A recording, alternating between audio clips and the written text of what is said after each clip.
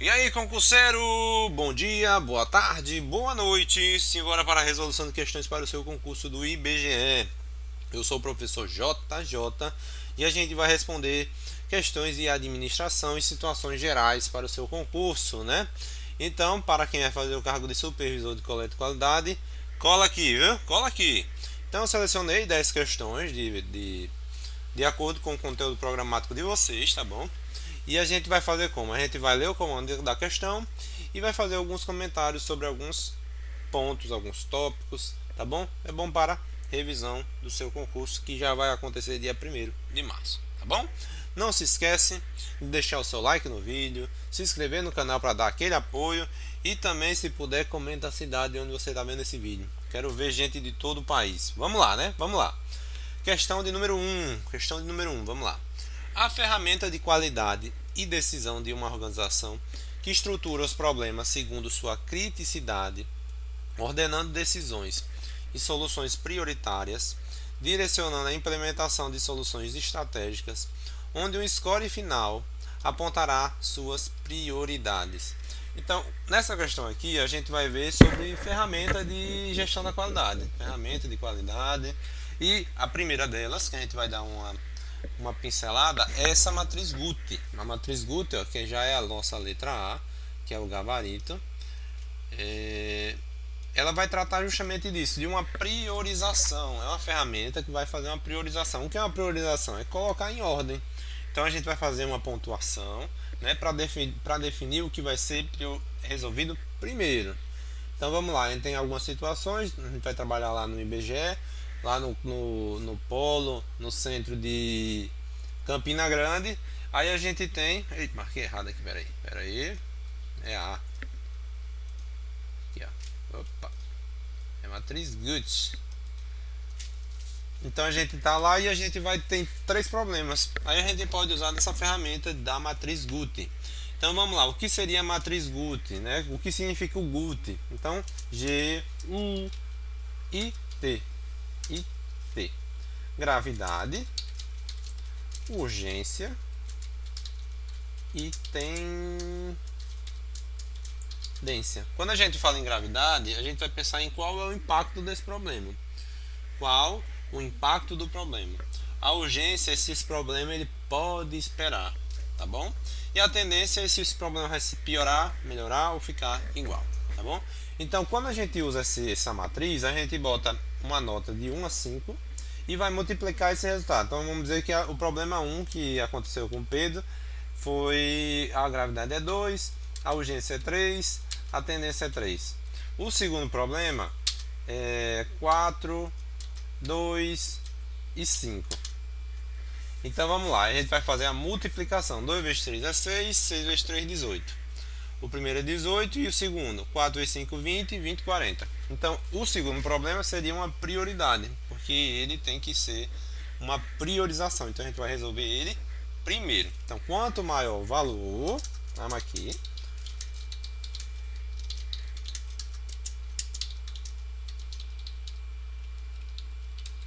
maior a prioridade, beleza? Então vamos lá, por que as outras alternativas estão incorretas? Vamos lá. Quando a gente tem a matriz SWOT, é uma análise lá do diagnóstico ambiental, que a gente vai ter forças, fraquezas, oportunidades e ameaças. Então vamos anotar aqui em um canto. Força, fraqueza, oportunidade, ameaça. Esses dois primeiros, que são forças e fraquezas, eles estão do ambiente interno. Já a oportunidade e a ameaça vai ser o que? Do ambiente externo. Se um é do ambiente interno, ele é controlado. E oportunidade e ameaça que é do ambiente externo, a gente não controla, tá bom? Então força seria um ponto positivo da empresa, né? Fraqueza, um ponto negativo. Negativo. Oportunidade é uma oportunidade, é algo externo que é positivo, e a ameaça é negativo, tá bom? E vamos seguir, né? quando ele fala em ferramenta 5W2H, é uma ferramenta que vai fazer o plano de ação. Então a gente vai definir o que, quem, quando, onde, por quê, como, quanto custa e por aí vai, certo? Então 5W2H, tá bom? O próximo é o diagrama de Pareto. O diagrama de Pareto ele vai basear numa frequência de ocorrências, tá bom? Deixa eu anotar aqui. Frequência de ocorrências. Deixa eu ver onde eu posso encaixar aqui. Não sei porque ele está assim. Frequência de ocorrência. Certo? E a pesquisa operacional é mais um método matemático para otimizar processo. Tá bom? Então essa aqui é a nossa primeira questão. Vamos agora para a questão número 2. A administração ela está presente em diferentes situações do cotidiano, como na organização de tarefa, na definição de prioridades e na busca por soluções para problemas comuns. Esses elementos ajudam pessoas, grupos e organizações a alcançarem seus objetivos. Diante dessa perspectiva, a administração pode ser entendida como o quê? Então, nessa questão aqui, eu trouxe para vocês, acho que eu tenho uma parte do edital de vocês que fala sobre conceitos iniciais ou alguma coisa assim. Eu trouxe essa questão aqui da FGV para a gente tratar, foi uma questão até desse ano, acho, 2026, da Amazu, parece, Amazu, alguma coisa assim. Quando a gente fala em administração, a gente vê que a administração ela não é só seguir regras, não é manter rotinas, mas sim que a administração, como aqui diz, a gente tem que alcançar objetivos, a gente tem que tomar decisões, principalmente usando recursos.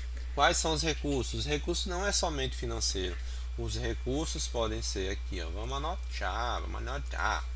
Recursos.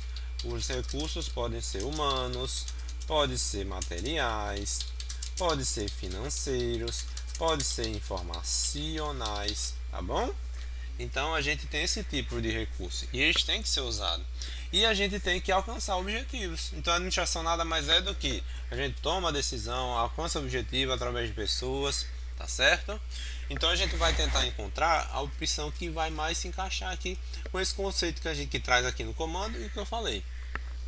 É um procedimento voltado principalmente à manutenção de rotinas operacionais. Não, como eu disse, não é isso, tá bom? A administração não é apenas regras, rotinas, tá bom? Letra B, um conjunto de ações focado no cumprimento de normas previamente estabelecidas. Aí você pode marcar assim um incorreto para a gente analisar depois. O C, é um processo contínuo de decisões, uso de recursos para atingir resultados. Pronto, matou aqui. Então nosso gabarito é a letra C. É um processo contínuo, não um processo isolado, é um processo contínuo, tá bom? Não é algo pontual, beleza? Letra D é uma atividade caracterizada pela aplicação de técnicas padronizadas. Não, então a gente vai mais na C, a C está mais amarrado, tá bom? E a letra E é um mecanismo baseado na supervisão direta das atividades de um grupo. Não é só fazer fiscalização, né? Então a administração ela é isso, é recurso, é alcançar objetivos e por aí vai, tá bom? Uma vez eu li, é só por curiosidade, né? Que eu vi que a administração ela é uma arte de fazer as coisas através de pessoas. Um negócio bonitinho, né? Negócio bonitinho. Vamos lá. Questão de número 3. Vamos lá. No contexto do processo decisório, a racionalidade limitada frequentemente leva gestores a adotarem estratégias simplificadas de análise, como as heurísticas. Com base nesse entendimento, é correto afirmar que o uso de heurísticas no processo decisório, aí quer uma resposta. Mas vamos lá. O que acontece? Ele trouxe aqui o conceito de racionalidade limitada e também o conceito de heurística. Vamos lá, vamos chegar até esse raciocínio da heurística. que acontece? Quando a gente está trabalhando, vamos dizer assim que é um gestor, certo? Nenhum gestor ele vai conseguir analisar todas as informações. Você consegue imaginar que o gestor ele vai ter domínio de todas as informações? Ele vai conseguir prever todos os resultados, todas as consequências? A gente vai conseguir comparar todas as alternativas? Jamais. Por quê? Porque a gente tem limitações, né? A gente tem falta de tempo, a gente tem limitação de tempo, a gente tem limitação de informação, a gente tem uma certa incerteza, tá bom? Com isso, veio um teórico, um estudioso, não sei, Robert Simon, não, Herbert ou Robert, eu acho que é Herbert Simon. Ele traz essa racionalidade limitada. Então vai significar que ninguém consegue analisar todas as possibilidades antes de decidir. O processo de decisório é analisar alternativas através de um processo, tá certo? E é justamente daí que vem as heurísticas. As heurísticas nada mais é, como diz aqui, ó, são estratégias simplificadas de análise. Estratégias simplificadas de análise, né? Então seriam atalhos mentais. Heurísticas são atalhos mentais que vai simplificar essa escolha, buscando não que seja algo ótimo, mas sim que seja satisfatório. Beleza? E vamos seguir. Então, essas heurísticas são uma forma de simplificar como vai ser tomada a decisão mais rápido, por exemplo. Então, em vez de usar o racional, o que acontece? A gente vai usar a experiência, a gente vai usar a intuição, padrões, entendeu? Então, vamos para o nosso dia a dia. O que acontece? Deixa eu ver aqui. A gente. Pronto, tá tendo carnaval agora. Não, deixa eu pegar um carnaval, não, que vai estar muita gente, né? Mas bem parecido. Um domingo, certo? Tem uma pizzaria aqui perto da praça onde eu moro, que no domingo à noite ela fica lotado, certo? E costuma de acontecer de ela ficar mais lotada, porque às vezes o que acontece? O que é uma heurística? A gente vê que o restaurante está cheio e a gente pensa que ele deve ser muito bom. Aí é como se fosse um ciclo. Então, quanto mais gente aparece, entendeu? Então, quem é a pessoa que entra, ela não vai analisar o cardápio, avaliações, ele só vai entrar, porque ele usou um atalho para isso, certo? Então, tente pegar mais ou menos essa pegada, que seria um atalho, certo? Tá bom? Mas dê uma olhadinha sobre a heurística antes, tá bom? E vamos seguir. Ele não vai buscar uma decisão ótima, uma heurística. Ela vai pegar viável, tem que ser satisfatório, rápido, tá bom? Então vamos procurar a alternativa correta, né? Busca soluções satisfatórias diante de limites cognitivos e de tempo. Foi justamente isso que eu falei, né? Então as heurísticas são atalhos e vai buscar soluções satisfatórias.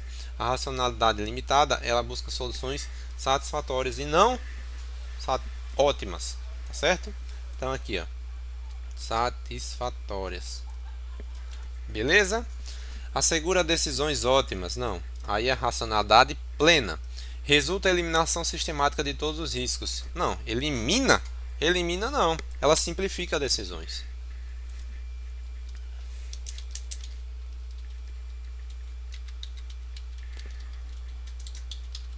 Certo? Simplifica decisões. Baseia-se na padronização rígida de critérios. Nothing. Substitui a experiência individual pela aplicação de algoritmos formais. Não, aqui está falando mais na questão de modelos matemáticos e tal. É o oposto, é justamente o oposto, tá bom? Vamos para a questão de número 4. For. Acerca das diferentes técnicas utilizadas no processo de decisão, analise as afirmativas a seguir. Então ele vai botar aqui a técnica de Delphi, as decisões do tipo programática e a brainstorm, certo? Vamos lá. O brainstorm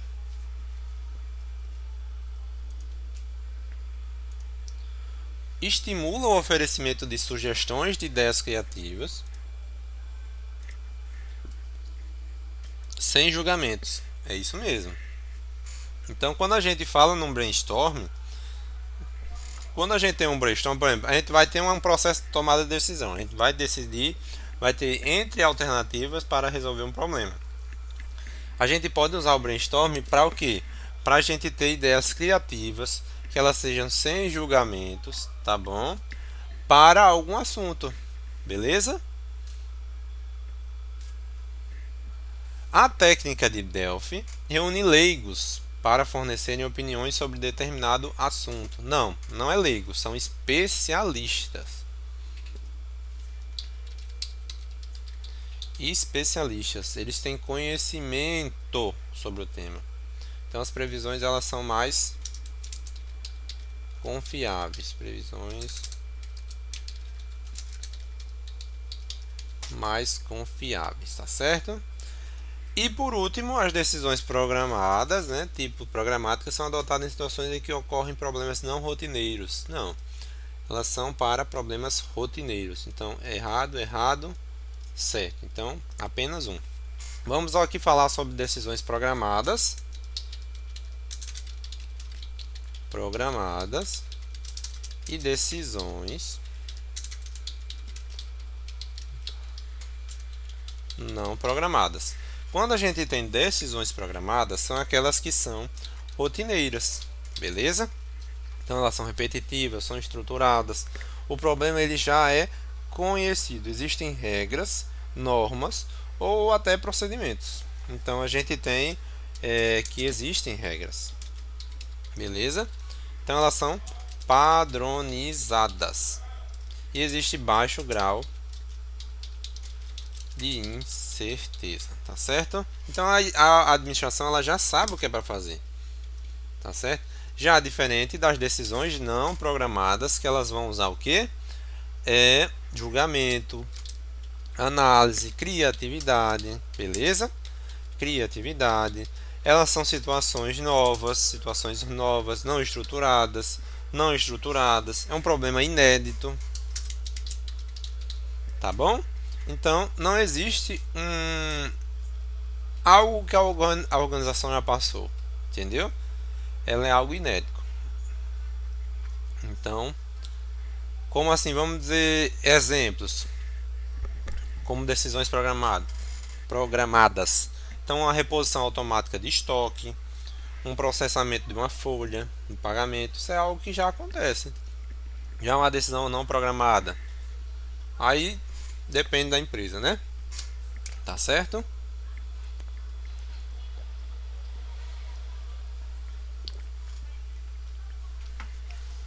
Próxima questão. Chegamos na questão de número 5. Pessoal, não se esqueça aí de deixar o seu like no vídeo, se inscrever no canal para dar aquele apoio. Comenta aí de que cidade você está vendo, tá bom? Quero ver aí a galera de todos os estados do Brasil. Vamos lá, vamos lá. Para a questão de número 5.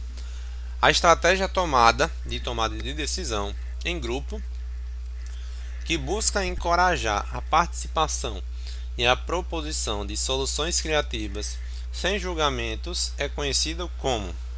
Então, como eu disse na questão anterior, estimula o oferecimento de sugestões de ideias criativas sem julgamento. Então, aqui o nosso gabarito é a letra E de escola, né? O brainstorm é justamente isso.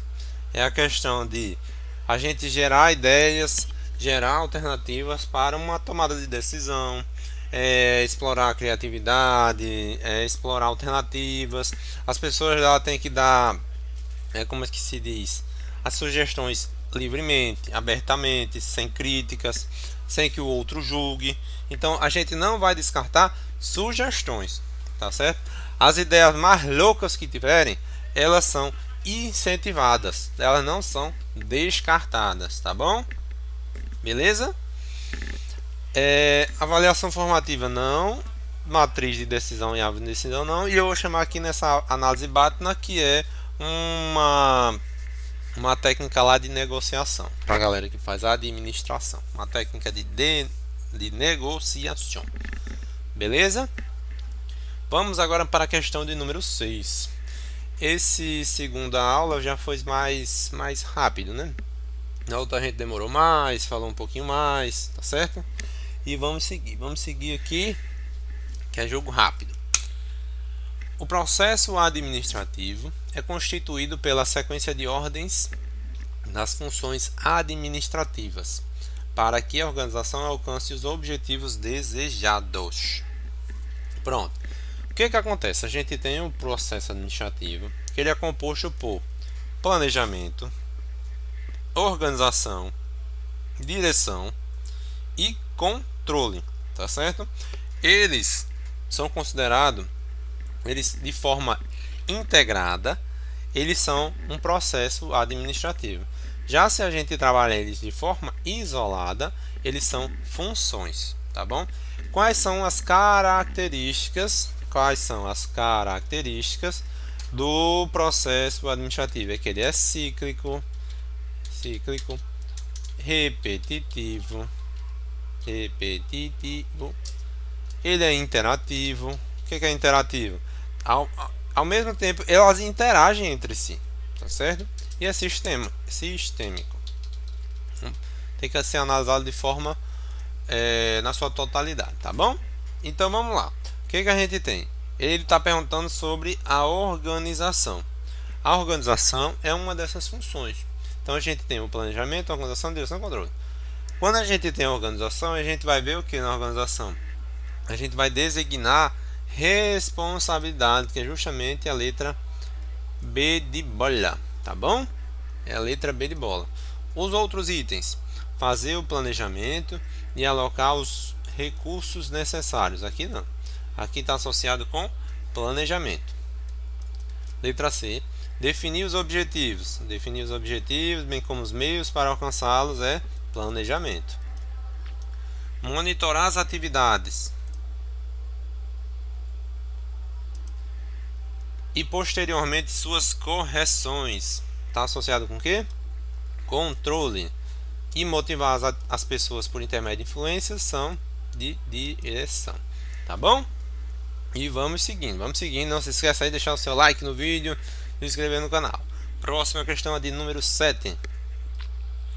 No contexto da administração, os conceitos de autoridade e responsabilidade estão diretamente relacionados à estrutura organizacional e à eficiência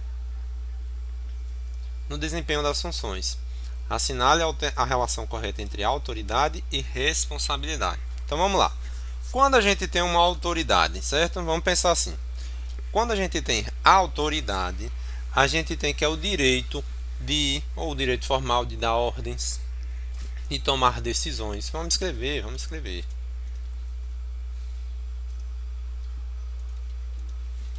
A autoridade é o direito formal, né? É o direito de dar ordens, delegar tarefas,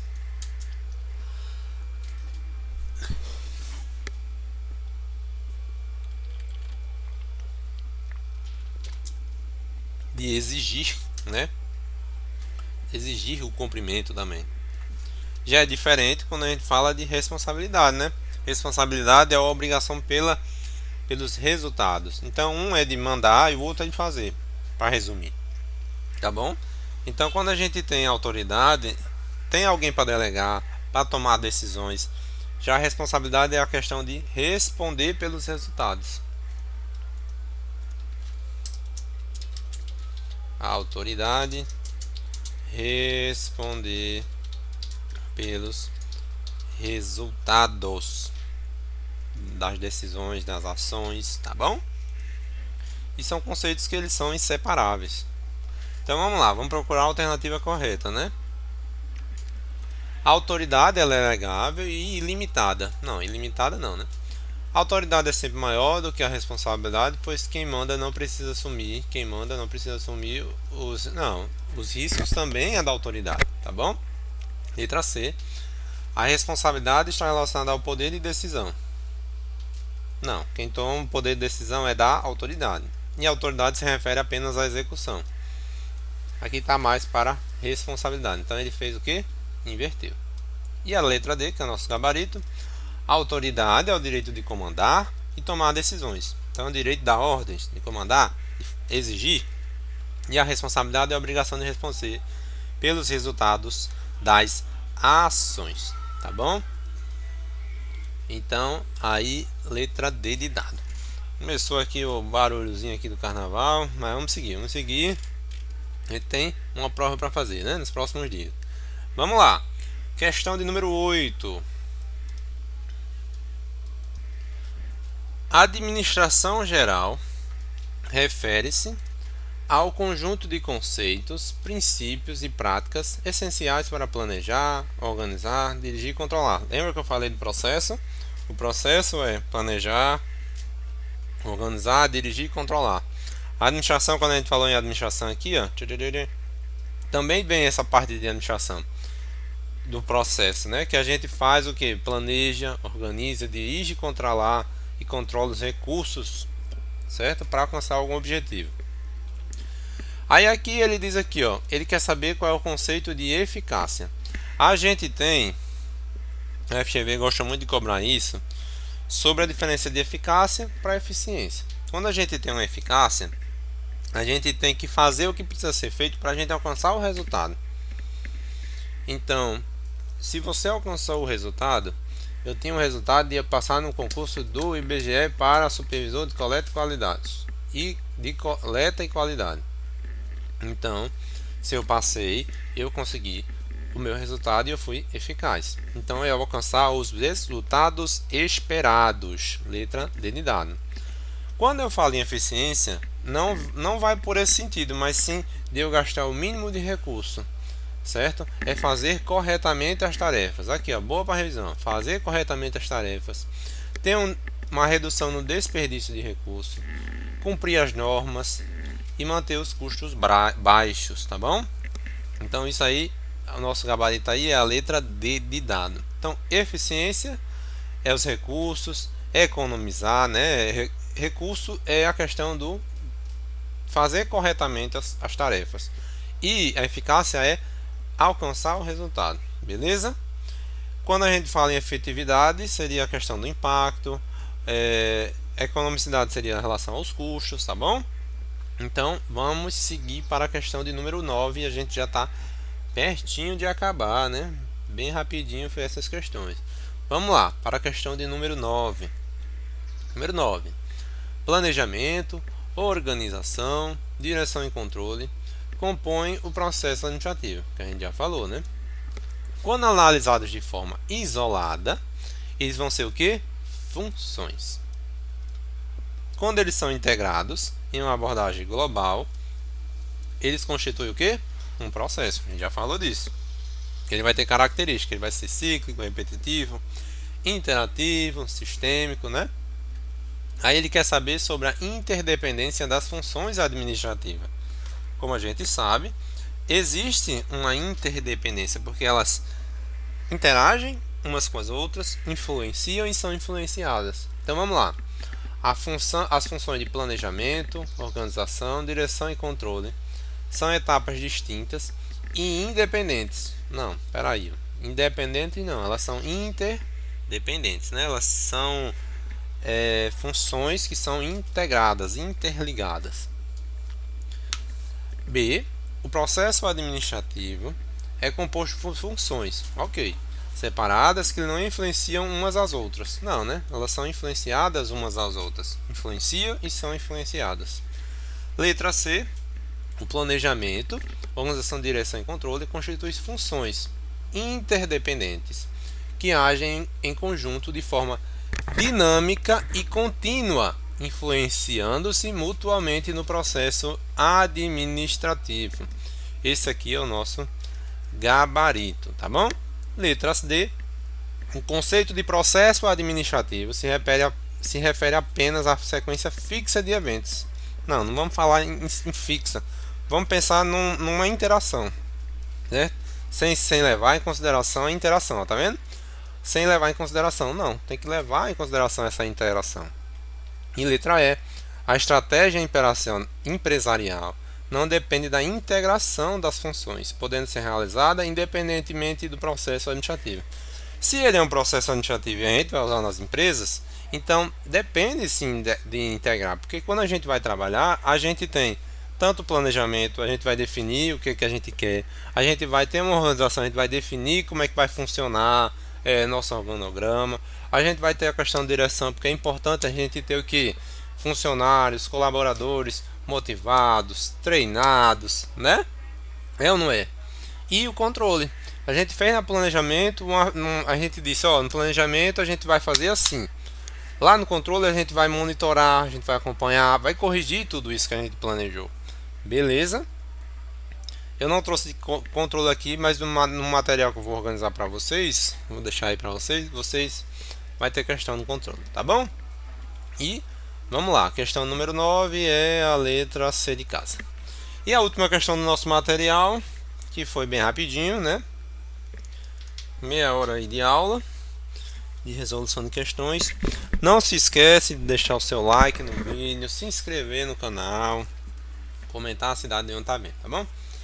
Fico muito feliz aí que vocês comentem de onde vocês estão vendo esse vídeo. Vamos lá. Última questão. Entre as diferentes teorias de liderança, aquela que enfatiza a capacidade dos líderes de inspirar e motivar seus seguidores a transcenderem seus interesses em prol da organização é conhecido como teoria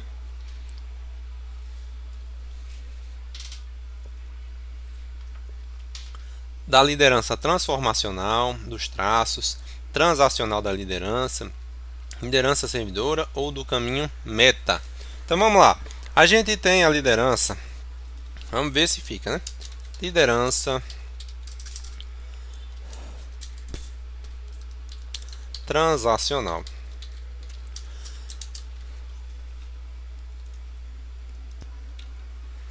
E a liderança transformacional. Essa liderança transacional, ela acontece quando existe uma relação de troca entre o líder e o subordinado. Certo? Então existe uma recompensa, é algo passageiro, não inova, certo? Já a liderança transformacional, ela é inspiradora, é motivadora, né? Motivadora, faz um estímulo intelectual, tá bom? Intelectual, né? Então ele vai inspirar você. Então a transacional é aquele a diferença entre chefe e líder, por exemplo, o chefe é o quem? É aquele que só dá ordens. O líder é quem? Aquele que inspira, né? Faz tudo.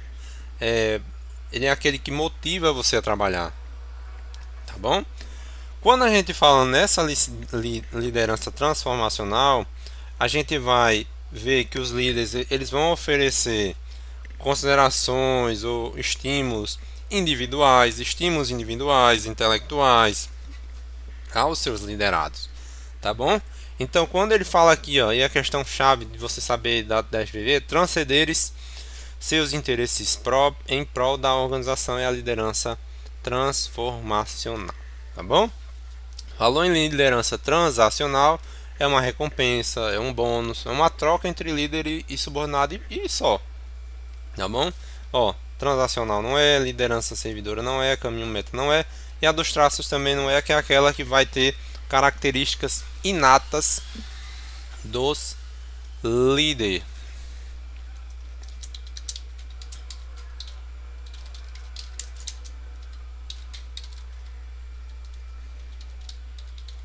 Tá bom? Então foi isso que eu trouxe para vocês, né? A gente trouxe algumas questões aqui sobre o processo de decisão, trouxe a matriz Guth, brainstorming, né? Decisões programadas e não programadas. O material do vídeo eu vou deixar disponível na descrição do vídeo para vocês baixarem, tá bom? Não se esqueça de deixar o like, se inscrever no canal, comentar de que cidade vocês estão vendo, tá bom? Era isso e valeu!